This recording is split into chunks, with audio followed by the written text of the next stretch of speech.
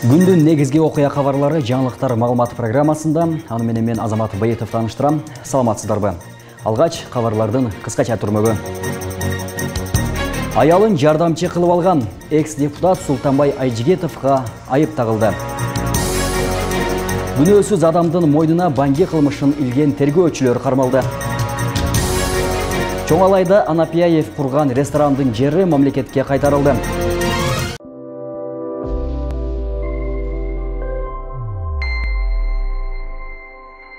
Урматтуу мекендештер, Москва шаарында эмгектенип жүргөн мигрант жарандар азыркы күндө Москва шаарында эң эле көйгөйлүү маселе документ иштери.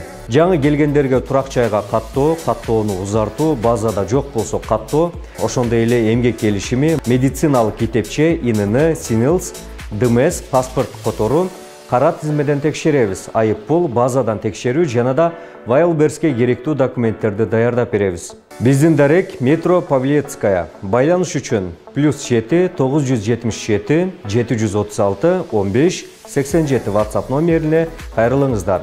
Сиздерге кызмат көрсөткөн Адис Ажакбар жигитибиз.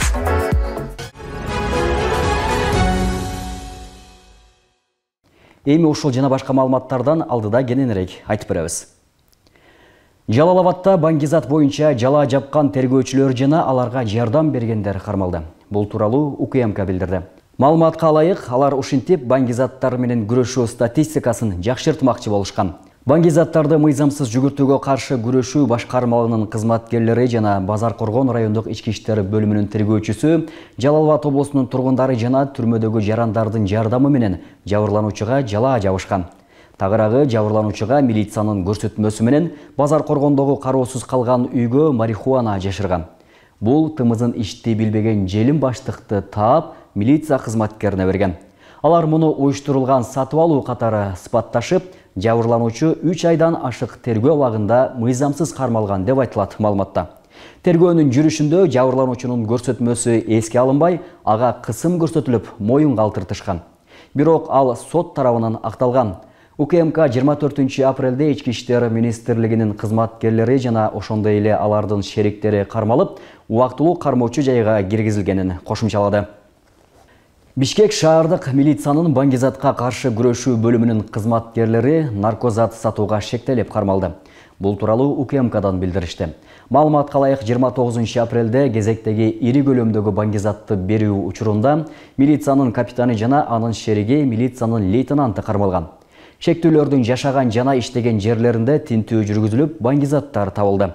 Учурда тиешелүү экспертизалар дайындалып, кылмыштын бардык жагдайларын аныктоо боюнча ыкчам тергөө иштери улантылууда деп айтылат кабарда.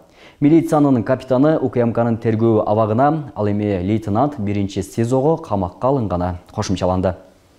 Жогорку кеңештин мурдагы депутаты Султанбай Айжигетов кызмат абалынан кыянаттык менен пайдаланган деп айыпталууда. Бул тууралуу УКМКдан билдиришти. Маалыматка ылайык, ал депутат кезинде жубайын жогорку кеңештин аппаратына өзүнүн жардамчысы катары мыйзамсыз жумушка орноштурганы аныкталган. Жубайлар бири-бирине түздөн-түз баш ийген мам кызматта иштешине тыюу салынат. Айжигетовдун жубайы ишке чыкпай эле маяна жана башка төлөмдөрдү алып турган.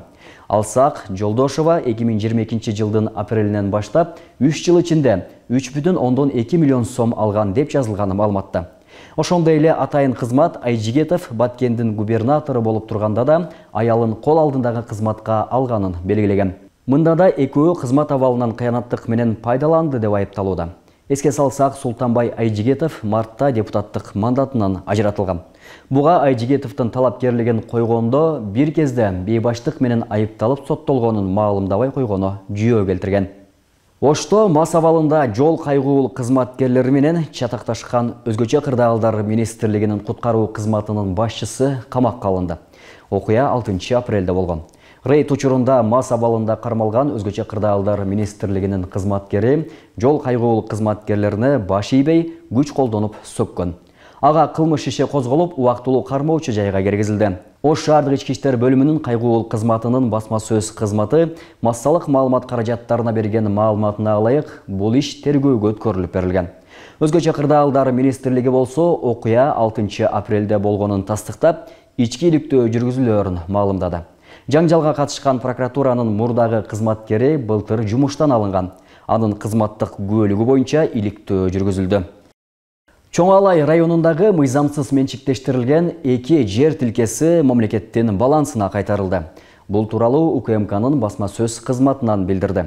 Маалыматка ылайык 2004 жылы уюшкан кылмыштуу топтун активдүү мүчөсү Ош облусунун Чоңалай районунун жергиликтүү өз алдынча башкаруу органдарына кысым көрсөтүп, мыйзамсыз түрдө 0,145 гектар жер тилкеси менен 2 кабаттуу имаратты ээлеп алып, 2009 жылы 1536,99 метр квадрат аянтты ээлеген ресторан комплексин куруп алган.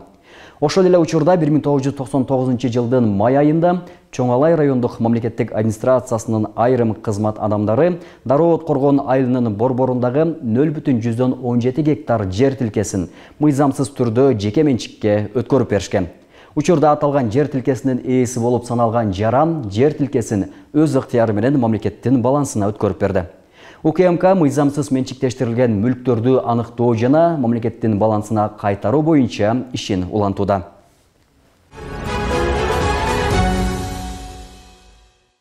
Интернет алдамчыларына көмөк көрсөткөндөрдү дагы жоопко тартуу сунушталып жатат. Бул багыттагы мыйзамды Жогорку кеңештин депутаты Сүйүн Өмүрзаков даярдаган. Анда электрондук капчыгын, банктык реквизитин жана сим-картасын үчүнчү жактарга бергендер дагы жоопко тартылат. Акыркы учурда интернет чылуундарына алдангандар көп катталып жатат. Ал себептүү бул мыйзам керек деген пикирлер да болууда. Акыркы убактарда интернет алдамчыларына алданган жарандардын саны өсүп, аларга көмөк көрсөткөн жарандар дагы пайда болууда. Буга байланыштуу интернет чылуундарына жардам берген үчүнчү жактарды дагы жоопко тартуу сунушталууда. Бул тууралуу мыйзам долбоорун Жогорку кеңештин депутаты Сүйүн Өмүрзаков даярдаган. Анда электрондук капчыгын, банктык реквизитин жана сим-картасын үчүнчү жактарга атайлап бергендерди дагы жазалоо каралууда. Ага катар мыйзамсыз сатуу жана каржылык операциялар үчүн да жоопкерчилик да белгиленген. Криминалистик анализдерге ылайык алдамчылар көбүнчө дурооперлерден банктык эсептери, электрондук капчыктары жана мобилдик банкингтер аркылуу акчаны чыгарып кетет. Алар реквизиттерин берип, ал үчүн белгиленген акча алышат. Демек, кылмыштуу схемаларга билип туруп катышат. Бирок учурда мындай аракеттер үчүн жоопко тартууга мүмкүндүк берген норма жок. Натыйжада дурооперлер жоопко тартылбай, ал эми алдамчылар алардын артында жашынып келет. Мыйзам долбоорунда төмөнкүдөй жазалар каралууда. Аз өлчөмдө зыян келтирилсе 20 000 сомдон 50 000 сомго айып салынат. Топ менен же алдын ала сүйлөшүп олуттуу зыян келтирсе 50 000ден 100 000 сомго айып салынып, 2 айдан 1 жылга чейин кара жумушка же 3 жылга абакка кесилет. Ири өлчөмдө зыян же кызматтык абалды пайдалануу менен жасалса 100 000ден 200 000 сомго чейин айып пул салынат, же 3 жылдан 5 жылга чейин эркинен ажыратылат. Өзгөчө ири зыян уюшкан топ менен жасалса 5 жылдан 10 жылга чейин эркинен ажыратылып, мүлкү конфискацияланат жана 3 жылга чейин белгилүү кызматтарды ээлөөгө тыюу салынат. Программист Нуркасым Маркабаев электрондук капчыктарды же болбосо банктык реквизиттерди колдонуучунун уруксаты жок көчүрүп алуу мүмкүн эместигин айтат. Ага үчүнчү жактар себеп болуп, ар тараптуу маалыматтарды алып берүүгө жардам берет дейт. Мындан улам ага көмөкчү жарандарды жазалоо туура болорун билдирди. Эми булар ошол жанагы WhatsApp, Telegram тиркемелерден ссылкаларды жиберишет. Биринчи ошол мошенниктер ошол ссылканы ачкан учурда ошол телефонуга, ошол адам телефонуна доступ берилип калат дагы, ошол телефон контакттары, анан ошол жерде пароль, логиндери берилип калат дагы. Эгерде телефонго сактаган маалыматтары бардыгы ошолорго белгилүү болуп калат дагы, ошол аркылуу ошол системасына кирип кетиши мүмкүн. Бул жерде эми ошол вирус деп коебуз биз, ошо вирустук программалардын жардамында кирип кете алат. Сунушталган мыйзам долбоорун коомчулукта колдоого алууда алар интернет алдамчыларын жоюу үчүн керектүү болгон бардык чаралар көрүлүш керек дейт. Ошол Ош шаарында мыйзамдарды күчөтүш керек. Telegram ар кандай каналдарды жабып, ошолорду бир аз алдын алса жакшы болмок. Азыркы учурда карапайым калктын көп ошолорго алданып, көптөгөн акчаларын алдырып коюуда. Колдойм. Себеби азыр аябай интернет өнүккөн заман. Шылуундар боюнча негизи мыйзам чыкса жакшы эле болот го деп ойлойм. Себеби дегенде элдер кыйналбайт. Көп адамдар азыркы учурда WhatsApp'тан алданып калып атат. Белгиле кетсек, улуттук банкка ай сайын 500гө жакын жабырлануучу кайрылат. Анда көп интернет алдамчылары алардын атынан онлайн кредит алганын айтышат. Ал эми былтыркы жылы Ички иштер министрлигине бир ай ичинде эле 77 киши 43 миллион сомун интернет алдамчыларга алдырып жибергенин айтып арызданган. Толбай Бурканбеков, Адбек Абдакимов, Ош ТВ. Жогорку кеңеш 30 апрелдеги отурумунда парламенттин депутаттарын шайлоону өзгөртүү боюнча мыйзам долбоорун 3-окууда колдоду. Президентти жана Жогорку кеңештин депутаттарын шайлоо жөнүндө конституциялык мыйзамга сунушталып жаткан өзгөртүүлөргө 76 депутат макул, бир эле эл өкүлү Дастан Бекешев каршы деп добуш берди. Документ эми президентке кол коюу үчүн жөнөтүлөт. Мыйзам долбооруна ылайык өлкө боюнча 30 шайлоо округу түзүлүп, анын ар биринде 3төн депутат шайланат. Алардын ичинен 2 мандат эркектерге, 1 мандат аял кишиге берилет. Ошондо жок эле дегенде 90 мандаттын 30-ун аялдар алат. Эгерде өз округунда көп добуш алып, биринчи, экинчи орунга чыкса, анда аял депутаттардын саны дагы көбөйөт. Бир шайлоочу бир эле талапкерге добуш берет. Ушул тапта иштеп жаткан мыйзам боюнча өзүн-өзү көрсөткөн талапкер 100 000 сом күрөө төлөшү керек. Жаңы сунушта бул сумма 300 000 сомго көбөйүп жатат. Ал эми саясий партиялар үчүн күрөө 1 миллион сомдон 9 миллион сомго көтөрүлөт. Жаран өзү же партия борбордук шайлоо комиссиясында күрөөнү төккөндөн кийин гана шайлоого катталат. Күрөөдөгү каражат саясий партияларга да, өзүн-өзү көрсөткөн талапкерлерге да кайтарылбайт. Шайлоодон уткан учурда да күрөөгө берилген акча кайра берилбейт. Өзүн-өзү көрсөткөн талапкерлердин шайлоо фонду 20 миллион сомго, саясий партиялардыкы болсо 300 миллион сомго чейин көтөрүлөт. Ошондой эле талапкерлердин үгүтчүлөрү 500дөн 1000 адамга чейин көбөйтүлөт. Министрлер кабинетинин төрагасы Адылбек Касымалиев Кыргызстандын 2025-2030 жылдарга карата электр энергиясына орто мөөнөттүү тарифтик саясатын бекитүү тууралуу токтомго кол койду. Өкмөт бул чечим электр энергиясы тартыш учурда керектөөчүлөргө электр жарыгын үзгүлтүксүз жеткирүү максатында кабыл алынганын билдирди. Токтом 1 майдан тартып күчүнө кирет. Ага ылайык 1 майдан баштап Кыргызстанда электр энергиясынын баасы 26 тыйынга кымбаттап, 1 киловатт-саат электр энергиясынын наркы 1 сом 37 тыйынга чыгат. Ал эми 700 киловатт-сааттан ашкандан кийин азыр 2 сом 39 тыйын эсептелсе, эми 2 сом 60 тыйынга жогорулайт. Ал эми электр жарыгын өнөр жай үчүн колдонгондор үчүн ушул тапта 1 киловатт-саат электр энергиясына 3 сом 18 тыйындан төлөсө, 1 майдан тарта 3 сом 49 тыйынга чыгат. Расмий маалыматка ылайык 2025 жылдын январына карата Кыргызстанда 1 миллион 585 000 абонент бар. Анын ичинде 1 миллион 472 837 катардагы абонент 7,79 миллиард киловатт-саат электр жарыгын колдонот.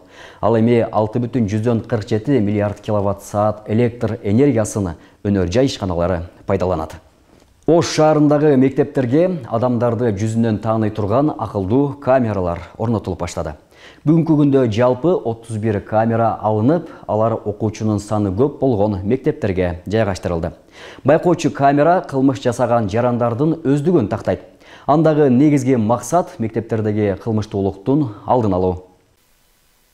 Бул видео байкоочу камера кооптулук жараткан жарандын өздүгүн тааный турган артыкчылыкка ээ. Мындай видео байкоо камералары Ош шаарындагы мектептерге орнотулуп жатат. Учурда каладагы 3000ден ашуун окуучусу бар номер 4 Киров мектеп гимназиясына коюлган. Ал камерага адам түшкөндө анын жеке маалыматтары автоматтык түрдө көрсөтүлөт. Камералар ошо мектепте биринчи очередь баланын коопсуздугуна чоң салым кошот экен. Анткени ошо камерадан дагы ар бир бала өзүнүн жүрүм турумун оңдойт экен, камера турат деп сезишет экен.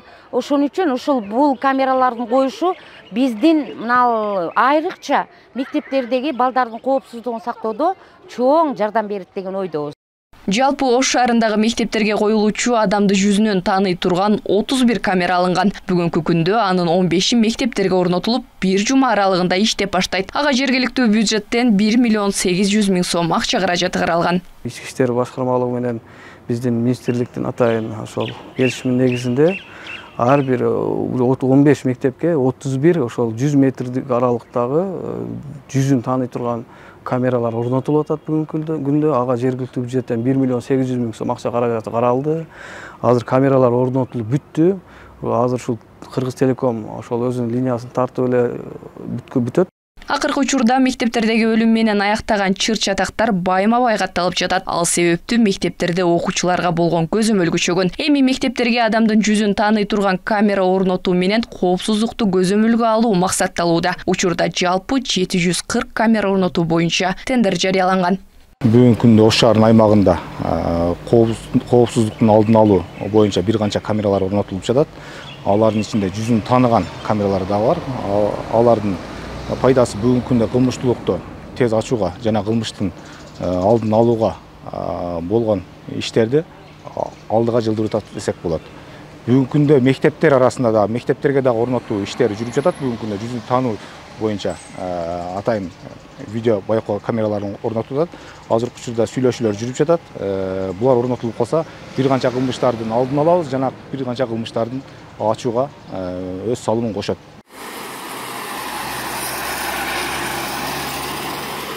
Ички иштер министрлигинин маалыматында 2024 жылдын 10 айында 75 өспүрүм өз жанын кыйган.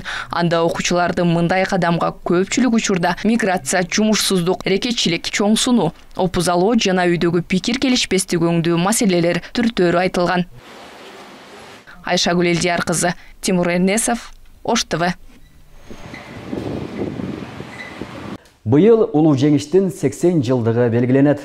1941 жылы башталган согуш дээрлик 4 жылга созулган. Бул жылдар аралыгында жашы 18-ге толгон уландардын бардыгы согушту көздөй бет алган. Ал эми мекенде алардын жүгүн кыз келиндер аркалаган. Бүгүнкү күндө Ош шаарында тылда эмгектенген 4 гана ардагер калды. Алардын бири 96 жаштагы Тажикан Мадимарова. Ардагердин азыркы жашоосу жана согуш жылдарындагы кылган эмгектерин кабарчыбыз Толубай Бурканбеков баяндайт. Сегодня в 4 часа утра, без объявления войны, германские войска вероломно напали на Советский Союз. Быйыл улуу жеңиштин 80 жылдыгы белгиленет. Буга байланыштуу биз Ош шаарындагы тылда эмгектенген ардагер апаларыбызды, аталарыбызды маек алып, алар менен баарлашууну тура көрдүк. Азыр биз Ош шаарында жайгашкан Мадимарова Тажикан апабыздын үйүнө келдик. Учурда Тажикан апабыз 96 жашта. Биз ал менен жакындан маек куруп, өткөн окуяларын эске салып, андан бата алып чыгабыз. Арманга толгон 4 жылдык өмүр, тагырагы 1418 күн. Бул жылдары жашы 18ге толгон уландардын бардыгы согушту көздөй бет алган. Ал эми мекенде алардын жүгүн кыз келиндер аркалаган. Мына ошол оор жылдарды башынан өткөрүп, оруктагы кыйынчылыктарды көргөндөрдүн катарында Ош шаарынын 96 жаштагы тургуну Тажикан Мадимарова да бар. Тажикан апа 1941 жылы согуш башталган мезгилде 12 жашта болуп, үйдүн жалгыз кызы болгон. Орукта тыным албай күнү-түн иштеген оор күндөрү карыянын азырда көз алдында. Неме бересиңер, төлөйсүңөр ушуну дебем, колхоз ошентип салык салды да. Onu verdik 2 kilodan sarmay. 40 kilodan göç, onu köpçülükü apalarımız çoğulup alıp, birinin malını alışıp, tapşırıp, şunday kılgan. Şu kıyınçılıklarda. Ananı cayım tölötüp, 2000-3000 cayım derdi tölötüp, şunday kıldı. Cerden, purantkoy, cerden dep.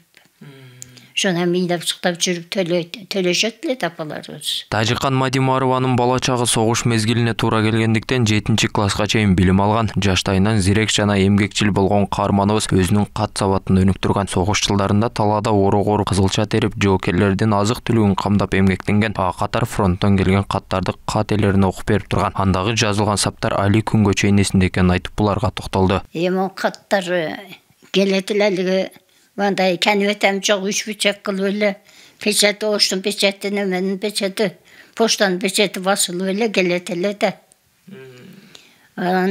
So okuyalvaganda okutattılar bizge okup berçi de okusan salam duasını okup bersen iyileşatele geçirirler. Mişine salam duada cezatele de geçirirler. Neyini cezatele o malda. Tınsınar bu. Benim tınçmın dep boşantып. 1945 жылы Советтер Союзу жеңиш күнүнө жеткенде элдин сүйүнгөнү, кайтпай калган жоокерлердин жакындарынан ыйлагандары азыркы күнгө чейин көз алдында. Ал учурда элди ачарчылык каптап, колунда жоктор курман болгон жоокерлердин арбагына да Куран окуталган эмес. Айрым үй бүлөлөр поштадан келген кагаздарды да ачуудан коркуп турушканын эстеген ардагер бир саамга көзүнө жаш алды. Эми баары сүйүнүшүп эчерелер. Келбей калгандар ыйлап Onu emi uğuzganlı yemedi uğuzdu. Kur'an okuttu. Gelmeye kalgandar. Evin kolunda bir demesi bolsa Kur'an emide okulgan çok tabi.